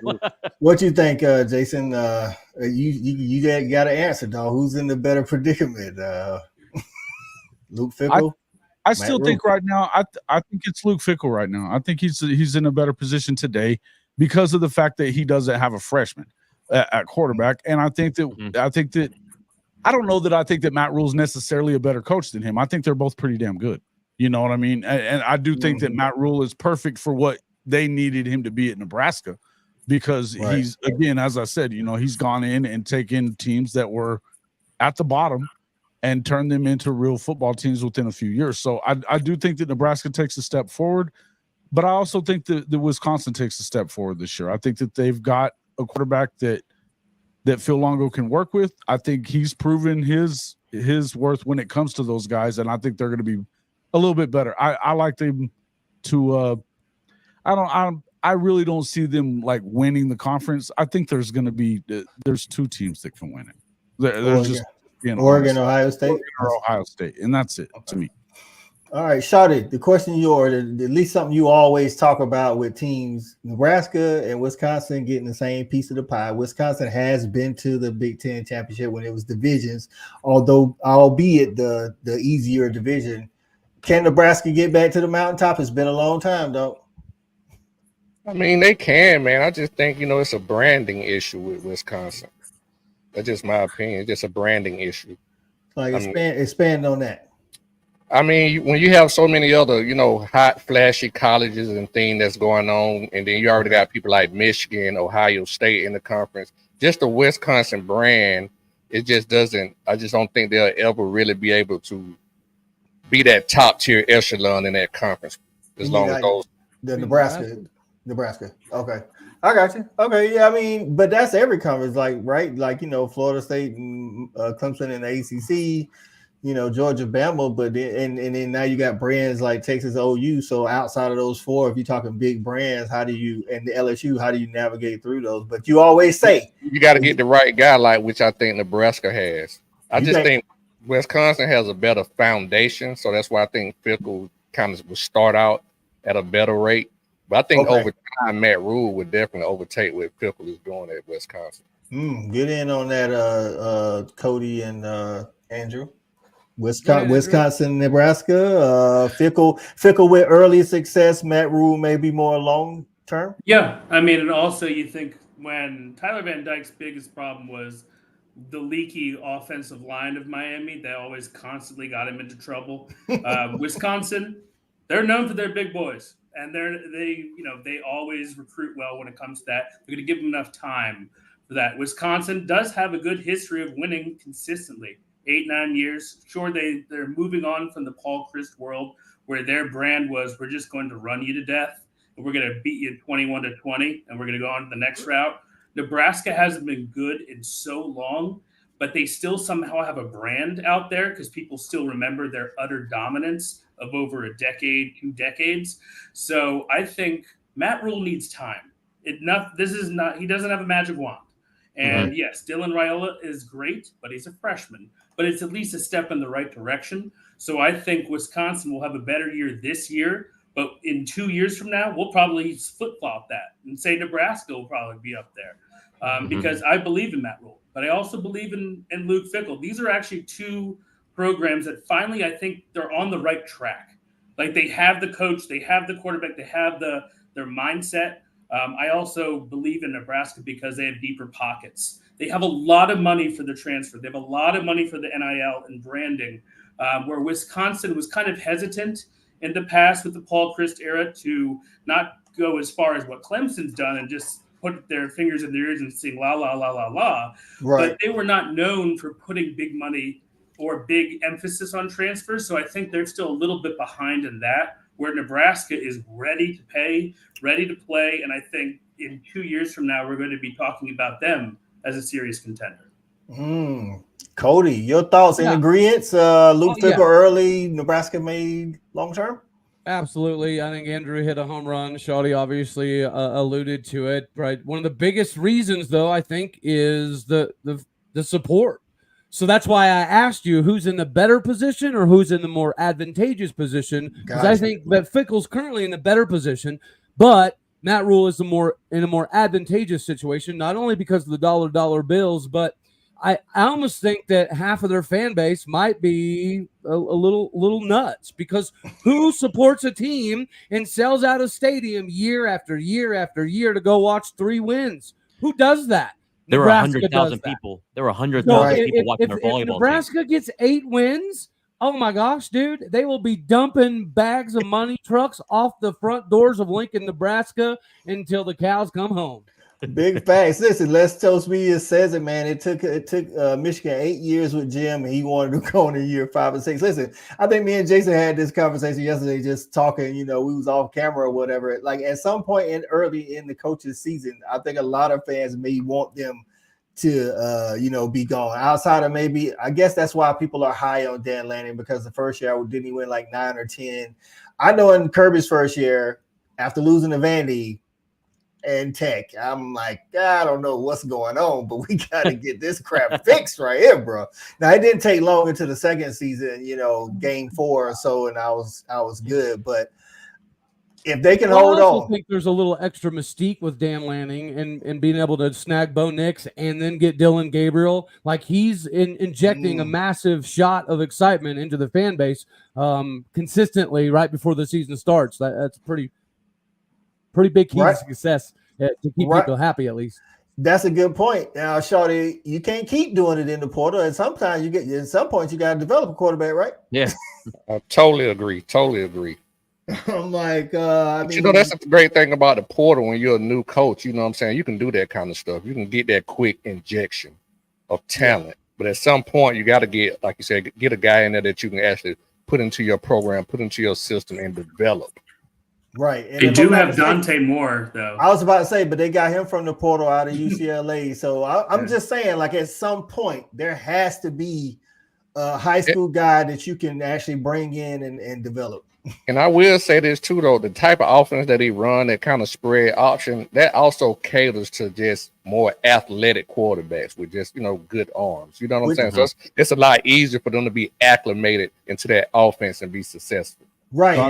Serious arm talent. Dante has serious arm talent. talent. I actually wanted Dante coming out of high school. I mean, he went to Chip Kelly, but with Gabriel's, I think that's why, like you said earlier, Shawty, he's going to fit right into that offense. I think he's definitely a good, mobile quarterback. I don't think their offense is set up to take a whole bunch of shots down the field. So, as Jason has told us plenty of times, there's like a lot of deep stuff that he can't be on time with or whatever, but I don't think he's going to need to.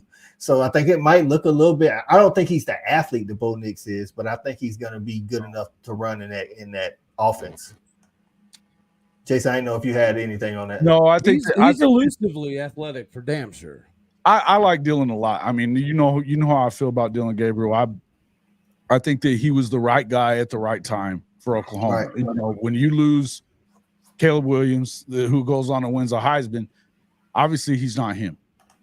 But for him to come in, the leadership that he shows, and I think that the fact that he's been in college football for freaking 15 years, he should be a leader, right? Right.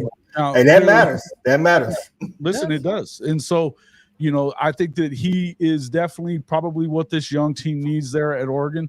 Look, for all everything that Dan Lanning has done, we know that he hasn't won the big game yet. I mean, he lost to Oregon State in year one. They didn't really have a quarterback. And they had a huge lead and still lost that game. So, then they lose 3. Dusted by Utah. Right. No, I think they beat the Utah. First year. No, big to the not the first time. Title game. Not the first time. The first year he didn't. The second year. Last year he did.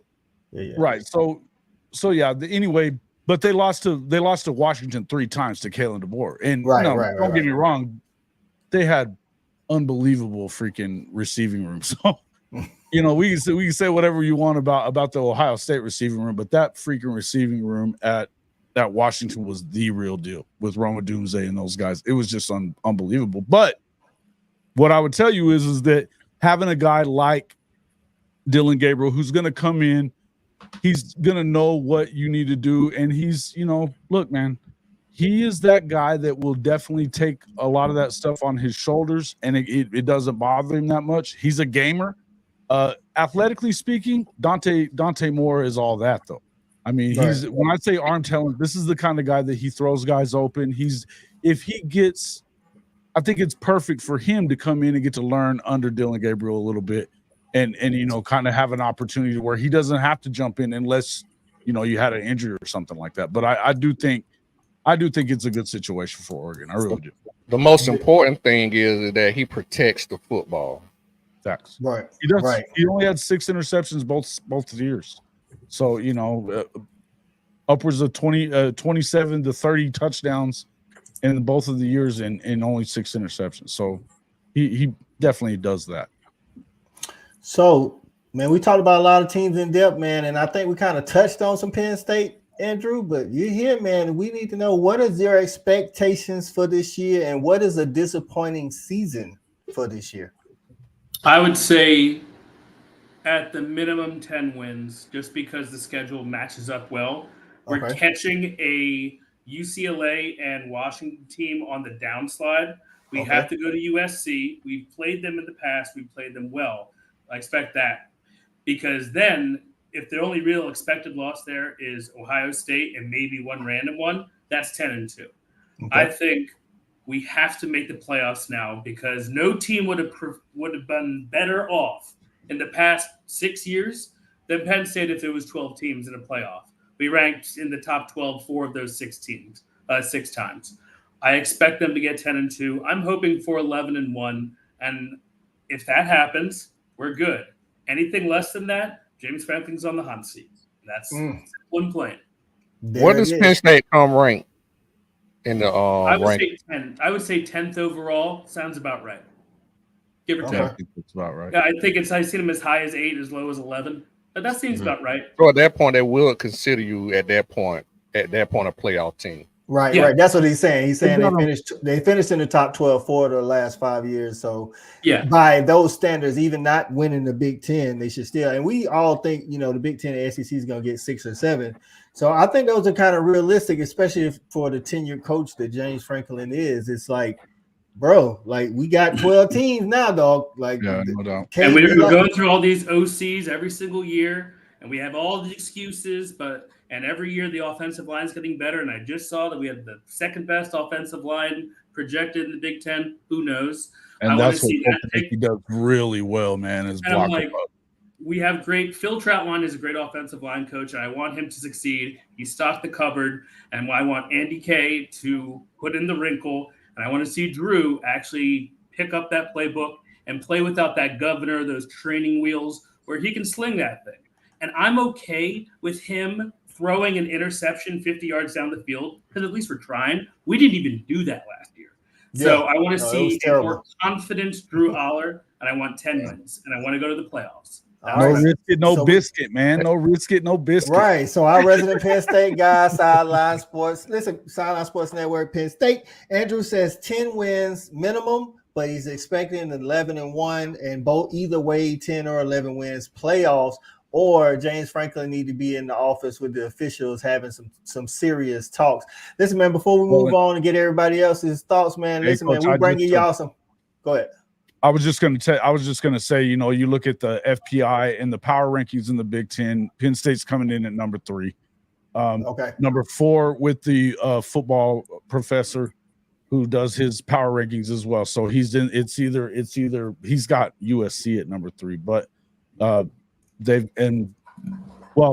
mean, you know, ESPN has them at number 5. So it's pretty tight in there with both of those teams, or with both of those ranking services. So that's what you're looking at. That looks like everybody's expectations is there. And I mean, I want to see if anybody has any difference of opinions as far as floor for the year that you know, like I say, Andrew says 10. But before we move on, man, listen, man, we're bringing y'all some fire content. We got a lot of good content creators on the panel. This is the panel that'll be here all year.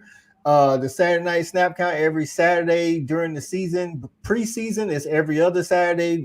Next conference we'll be talking about is the Big 12 in 2 weeks. So, you know, we'll be touching on Cody's home ground. But listen, man, regardless of whether you're watching on the Fan Addict Sports Network, over on Talking College Football with JJ Kitchen, on Cody's Locked On Oklahoma State, Hall of Fame College Football, or on Just My Damn Opinion, man, hit the like button, man, and subscribe to everybody's channel. Cody does content every single day. So if you want college football, like every single day, he does college football. And Jason's right there with him, man. And JJ's listen, man, JJ all around the country. JJ know a lot of people that we don't know too, man. JJ be in the room shaking hands and exchanging money and everything. So. No, you can tell. Hey, you can tell them the truth. JJ's out there kissing babies and signing titties. That's what JJ. Right. Listen, he's your recruiting coordinator for your team. He's the recruiting guy. And Shawty plays. So listen, man, we got all the content for you, man. Make sure you're hitting that like button, sharing it, and everything else, man. So, but back to Penn State, 10 wins. I'm with you, Andrew. I am with you, like dog. 10 wins, I think 10-2 gets you in the playoffs in the Big Ten anyway. Yeah. Whether you're in the championship or not, you may be that at-large team. I think anything less than 10, I'm going to keep it a buck. He should be out the door. Not talking to him. He need to be out the door, bro. Like, I don't care. Like, you don't play Michigan this year, do you? Exactly. That's what I'm saying. It's like, hey, JJ, what you thinking, man? 10 out of 10, or he got to go, dog. I would agree. I just think with the amount of talent he has up there, again, Abdul Carter, who really leads the way in terms of defense, and obviously they still have a great linebacker room. I like what they have up there. Overall, when you look at their team, I mean, he should be winning at least the floor. I agree with 10 games. If he goes below 10 games, then yeah, eventually, okay, hey, had that conversation. And I think you talked about bringing up a potential Matt Rule coming from Nebraska back home to Penn State, but overall, you look at that team, they got a lot of talent up there. And if he can't find a way to get it done, I agree. You got to start looking somewhere else. Cody, any way he saves his job if he doesn't win 10? I think he does win 10, but I have his losses to Ohio State and West Virginia. So the real question is, how does Penn State country feel about losing to a Big 12 team to start off the daggone season? Wow. Hey, Andrew. Cody dropping bombs in this mug. Dropping bombs. Dude, Hey, that's the first game of the season, week 1, baby. I'm a Pitt fan. My rivals are Penn State and West Virginia, but I got news for you. Penn State's going to win by 3 tutties when they go to Morgantown. Hold on, JJ. Put your money where your mouth is. I got 500 says otherwise. Cody Benjamins, baby. Cody laying it down on the snap count, y'all. Hold on, y'all. Real quick. They are a 9-4 team that returns 87% of their roster. West Virginia is not going to lay over for anybody. Hey, JJ, is that the same? JJ, you better whip that billfold out, homie. Is that the same West Virginia team? Is that the same West Virginia team that didn't beat one team with a winning record to end the year? Yeah, that's the same one. You should take my money. Wait. They got smacked by Oklahoma. They got smacked by Oklahoma State, and they got smacked by Penn State last year. Shut up and take my money. I like it. There goes my camera. I like it. Also, shout out to Brinsky. Are you not entertained? Right. Are you not shout out to entertained? Brinsky Sharp for the Sharpshooters podcast in the comments, man. He's one of our panel members. That's right. He's got some family stuff going on with the little baby, man. Hopefully your baby's all right, man. But he'll be on here too, representing Alabama, y'all, and Kalen DeBoer. So listen, man, Cody out here calling shots, man. I don't know, Andrew, if you want to take him up. I think you should take that $500 and get it on medication, brother.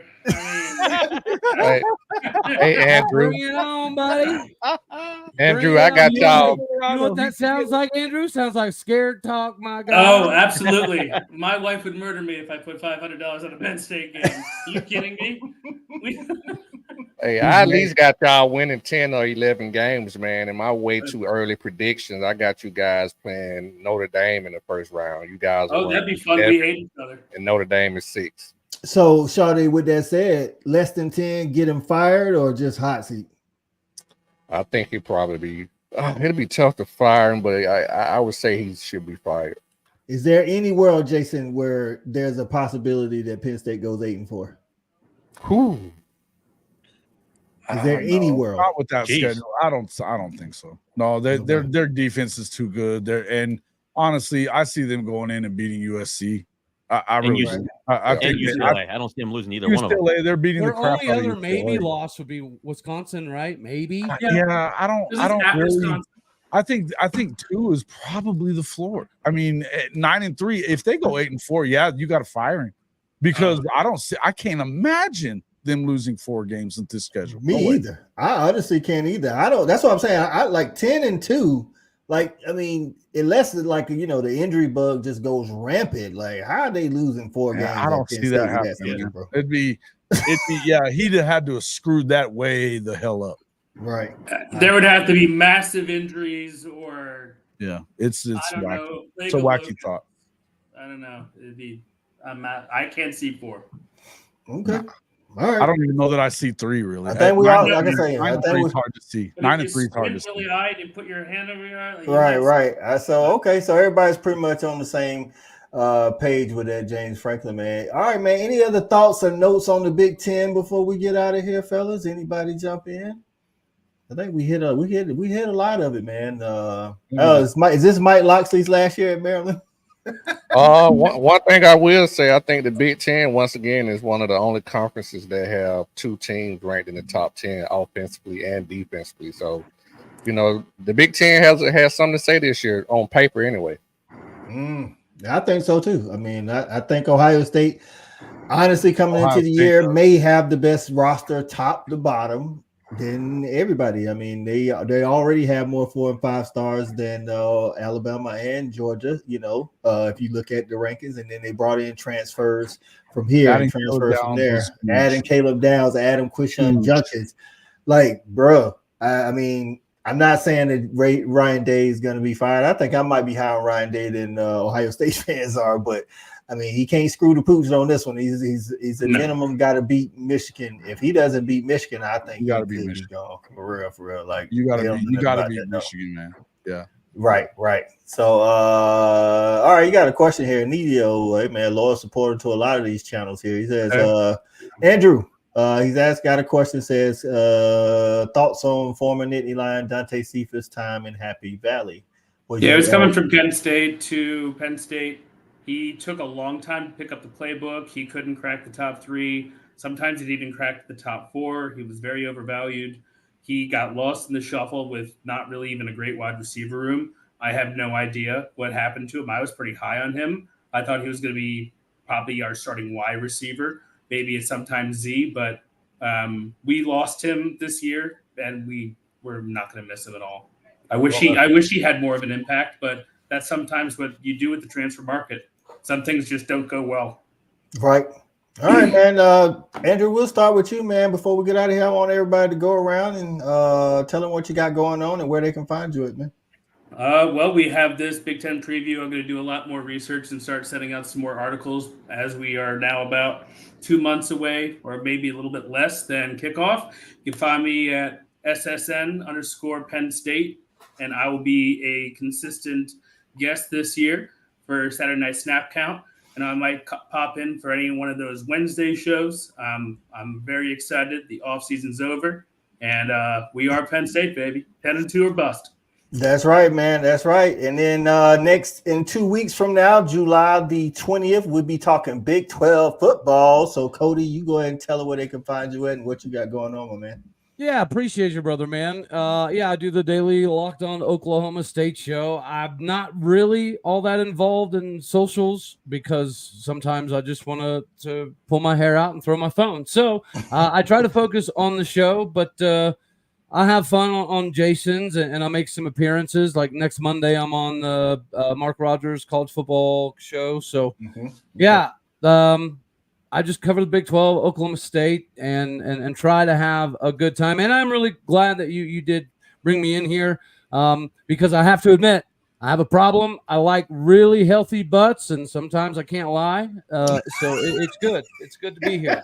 It's good to get that off my chest. That's right, man. That's our guy, Cody, man. Locked On Oklahoma State. Listen, for anybody watching, man, this is the panel alongside the stat guy who will be with us on a regular basis and Brisky Sharp. This is the regular panel. This is not a one-time thing. So if you like the content, man, make sure you keep coming back. And, of course, subscribe to these channels. Jason, tell them where they can get at you, man. As always, Hall of Fame college football with Jason and the coach. That's at CFB-pod, as you see right here on your screen. We're running morning shows Monday, Wednesday, and Friday. It is the Rise and Shine College Football. Coach I's been popping in there with me a lot, and we also get the stash in there some as well. Got a lot of guys that have kind of popped in. Cody's been in a little bit as well. Hey, man, we enjoy it. We enjoy it, man. Enjoying doing that. We're going to probably crank it up the closer that we get to the season, and then Coach I and Shawty have we got some plans coming up for the season once it gets here as well, so we're excited about that. We'll probably be getting with some of you other creators here to talk about that as well moving forward. So hey, man, make sure you guys get over there. We're really close to cracking that 4,000. We went to 3,500 about a week ago. We're already at almost 3,600. We really would like to get to 4,000 before the season starts, so make sure you hit that subscribe button. Man, make sure you get over to Hall of Fame College Football with Jason and the coach, man. The coach was actually in the chat today. And I want to say I was hoping he would get in the chat today, but not Neilio, but Chicken. Shout out to Chicken, man. He's a part of the Hall of Fame College Football family and comes over to support the Fan Addict. He is our first member. We do have channel memberships. I didn't even tell Chicken, and he actually just jumped in and became a member, man. So shout out to Chicken. All right, JJ. Tell them where they can find you, what you got going on, man. Again, appreciate always coming on to this show, man. Again, there's tremendous content creators you have here. No bullshit, all knowledge. So it's always good jumping on here with you, gentlemen. Again, you can find me on Twitter at JJ_Kitchen40. And you can also follow me on YouTube at Talking College Football with JJ Kitchen. I got some shows that are already recorded. We'll be dropping more of the ACC content, ranking the teams, ranking the coaches. Teams to watch for coming out, and obviously too have an interview coming out with an attorney, obviously going over the ACC lawsuit. We have that stuff dropping. That'll be dropping roughly in like about a week or so. So that's told y'all, JJ, know people, baby. But I can tell you this though, man, it's always great to be on here, man. I appreciate everybody following. The show is great because of the content creators, but more importantly, you guys in the chat group. The engagement is always great. That's what makes this show great. Again, it's a privilege to come on to this show, and again, follow me on those. And again, appreciate the time as always. That's right, man. That's right, man. And before I go, man, I'm gonna bring in my homie, man. Listen, man, this dude, he got a lot going on, so make sure you listen carefully when he rolls them down. Listen, but we got him on because he brings a unique perspective, man. We're fans with a lot of knowledge of the game, but he played at the highest level at Georgia, man. Amen. With a lot of good guys and made his own mark there. Shawty, tell them where they can get at you, man, and what you got going on.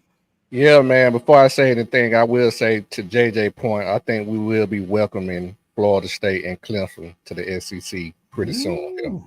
Okay. With that being said, man, yeah, when I first started this, I used to get on this show and it was never a problem. I really had nothing to say. You could just find me on Respect the Hedges. That was it. I don't have any social media or anything like that. But now how things have changed. With that being said, you can find me on Respect the Hedges Tuesday nights, 8 o'clock. You also can find me Tuesday nights at 7 o'clock, Docking the Jock, where I am with a licensed therapist, a licensed doctor, and we're talking about mental health issues. So you can find me at 7 o'clock, Docking the Jock. You can also find me here Saturday night, obviously on Saturday night Snap Count. And you can also find me on my own show, Wednesday nights, YouTube, Just My Damn Opinion at 9:30. I think that's it, Coach. That's right, man. Y'all make sure y'all get out there. That's right. If you have followed this channel for a while, that is right. You heard him right. Shawty is with a licensed psychologist. She's a licensed coach, a life coach. They talking mental health, relationships, all that good stuff. That's right. He's not just sports, baby. Y'all check him out on Docking the Jock. Respect the Hedges on Tuesday. Y'all already know how we get down. And then Just My Damn Opinion. They talk about everything on Just My Damn Opinion. So they're sports not so much. They might open up with some sports, but they really keep it about a whole bunch of other stuff. So y'all make sure if y'all like to talk about other things, man, check out Just My Damn Opinion. Again, man, this is a Saturday night snap count, man. Right now we're doing every other Saturday because it's preseason. But once the season hits, week 0, it's every Saturday. Every Saturday night we wrapping up college football. This is the panel, man, alongside Brinsky Sharp of the Sharpshooters podcast and our own stat guy from the Fanatic, man. You already know who I am, Coach Listen, I want to take the time to thank everybody that showed up in the comments. This is what we like. We like to interact, man. Like all your comments may not make it on the screen, but we see them. Somebody sees them. We'll try to address them, but we like the interaction. We like to try to tell y'all our perspective as fans who follow alongside the game, man. And then everybody that's watching this, not in the comments, we appreciate y'all too, man. Like, hey, you're helping the views, you know. You're helping the views. Not everybody has a comment. Somebody just wants to listen. Hopefully we helped you out on a Saturday night.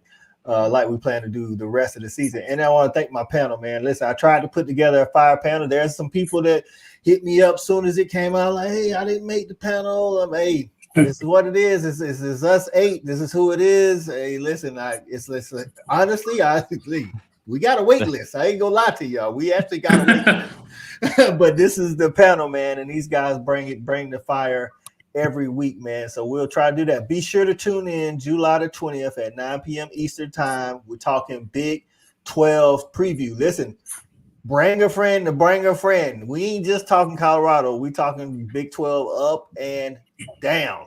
All right. Anybody got anything else before we get out of here? Well, hey, Shorty mentioned that, you know, the SEC could be welcoming in some new ACC members. JJ's going to chop it up about Pitt coming to the Big 12 too, baby. Ooh, making moves. They always say the dreamers always dream big. Yeah. hey, make sure you bring SMU with you. Oh, man. Listen, man, for all of our guys, man. Hey, Andrew at Sideline Sports, Penn State. I got Jason Watkins, Hall of Fame college football. Cody Stovall, locked on Oklahoma State. JJ Kitchens is talking football, college football. JJ Kitchen, and I got Shawty Parker. Just my damn opinion. Docking the Jock. Respect the Hedges. All that good jazz. Stat guy is not with us tonight from Fanatic Sports, and Brinsky from the Sharpshooters podcast. I'm Coach I. It's the Fanatic Snap Count. We up out of here, man.